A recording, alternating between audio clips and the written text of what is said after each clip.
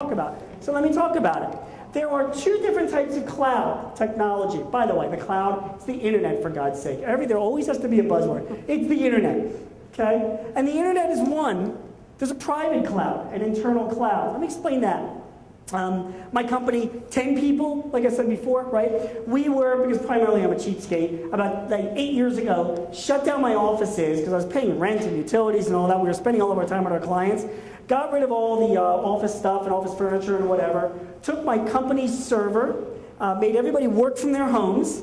Took the server, brought it to the basement of my house, right next to the cat's litter box, and I put the server there. And I set it up on the cloud with remote desktop technologies. Anybody ever heard of this? Like Microsoft sells it. Remote desktop, it's called. Remote desktop, right? Citrix has something very similar. Go to my PC. It's all that stuff. Ask your IT guy, right? It's free with Windows. So you buy a computer that has Windows and it's got remote desktop part of it. What does that do? Well, the server's sitting there in my basement humming along, and I've got my files on it, and I've got my QuickBooks is on it, my computer programs and all that. And when everybody wants to connect, they're connecting through the cloud, the internet, right, to my server in the basement of my house next to the cat's litter box, right? And they're all doing the work off my server, and that's how they're doing it. They're working from home and I'm not paying rent. Does that make sense?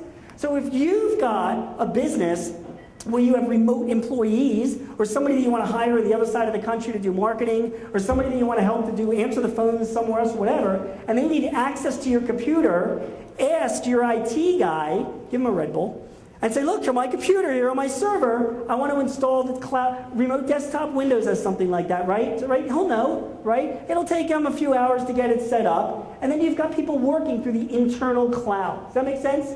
That's what the first part of it, that's what I've seen it being real popular. But this year, things are changing in this whole cloud stuff. And I was impacted by it. Last November, as a matter, not this past, but the November before, we were away on vacation, and suddenly nobody could access my server from my company, including me, from wherever we were, and I was away. And what happened? The cat peed on the server.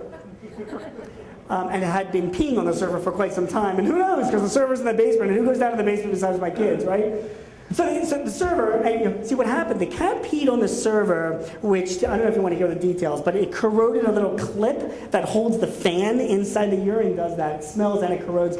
And the clip broke off, so the fan broke off, and the server would just shut off and couldn't be shut back on again. It was a complete mess. So I came back from vacation, and I grabbed the server, right, and I run it out to like my local computer supermarket, and there was a guy sitting, behind the thing, whatever, and could not help me. So leave the computer and $200 and I'll die. And I'm running here. For a week, we were down.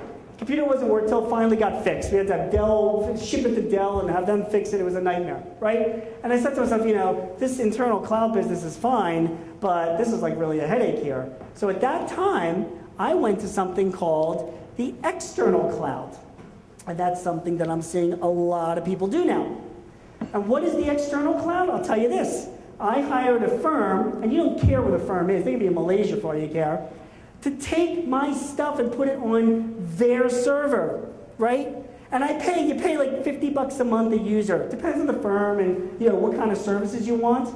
So I took my QuickBooks and my files and my whatever off of my server, and then I took my server out to like an open field and like that last scene in like Office Space with a baseball bat just beating the crowd. And they hosted everything. So it's on their servers. Does that make sense?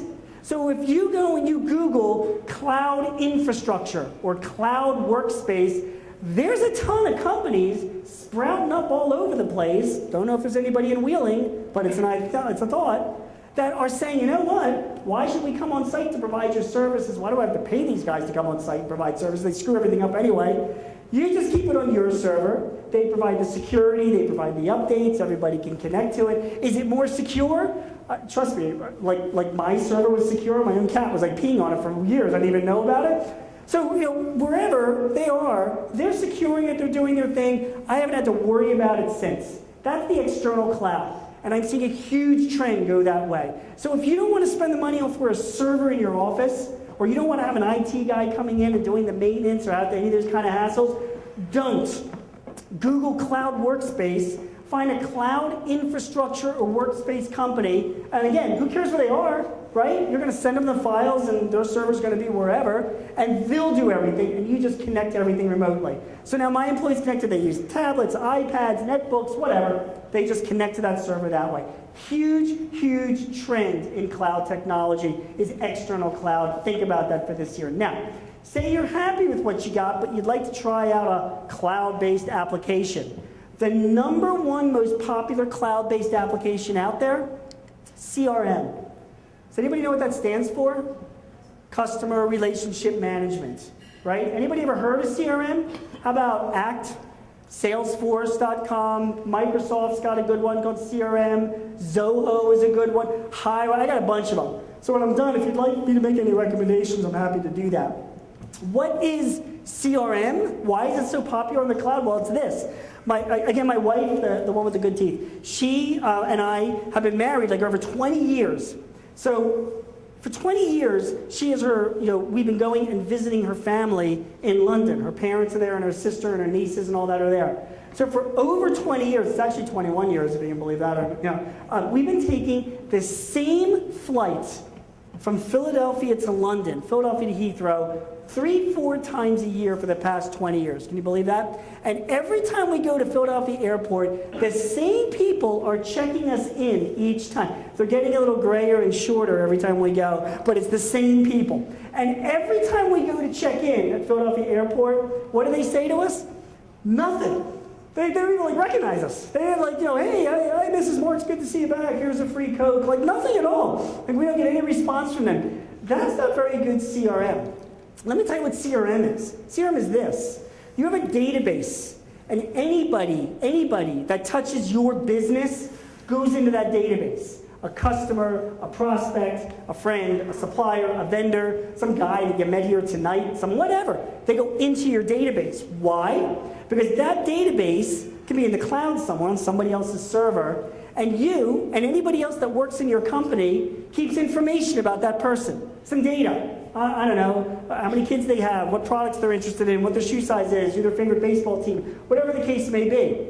And whenever anybody has any communications with that person, you're sending them emails, you're making phone calls, maybe an appointment, maybe whatever, it goes into the database with notes, right? And two things happen. Number one, nothing falls through the cracks. And number two, nobody looks like a dope.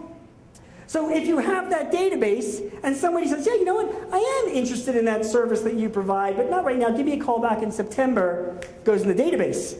So that in September, you're getting a little pop-up in your Outlook or on your desktop saying, oh, remember that guy that you met at that event back in January? Said to call you back in September, right? Or you did something for somebody, you did a project, you sold them something, and you're scheduling something 60 days later to make sure they're still happy. And would they be interested in something else? Nothing falls through the cracks, right? When somebody calls in your office and needs some help, you schedule it for somebody else to help them, and they get a reminder or a pop-up or whatever, and then it goes into their history. Because when it goes in their history, no one looks like a dope.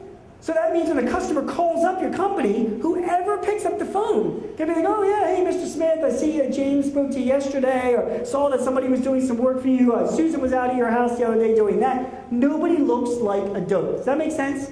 That's what CRM systems do.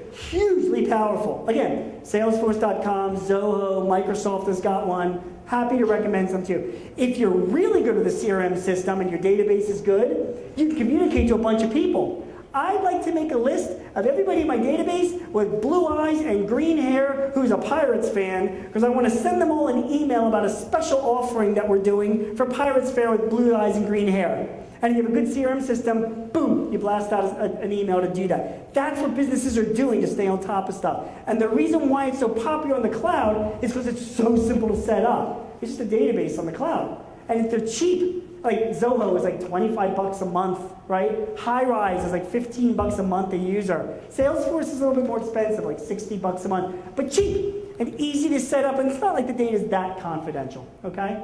The fourth thing on the cloud that you might want to consider this year is just any collaboration tool.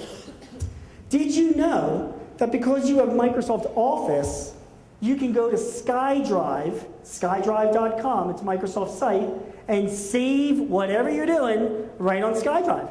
So say you're working in a document and you finish working on it, you save it on SkyDrive, you leave the office, you go home, you go to SkyDrive and you open it up there and you work on it a little bit more. Or you share your SkyDrive account with other employees in your business so that when they're working or wherever, you can all work off the same documents. Does that make sense? So like SkyDrive, for example, collaboration tools are huge. SkyDrive is one. Google has got theirs, all Google Docs, the spreadsheets you can save there. Dropbox, if anybody's used Dropbox, same concept, you save files up there. Amazon, if anybody, I don't know if anybody's used Amazon's cloud service, but I got rid of my iTunes, and I used Amazon's cloud player. I synced all of my songs up to Amazon, and then I just play, I stream it through my phone, which, like any technology, works about 90% of the time. Thank God these guys do not build airplanes. I can tell you this, collaboration tools, CRM tools, and both external and internal cloud, huge trends are going on right now in 2012 and 2013. Should be something that you think about. Are you going to do it this year or next? Maybe not. But are you going to discuss it? You should, because that's what people are talking about. Fair enough? Let's go to number 3.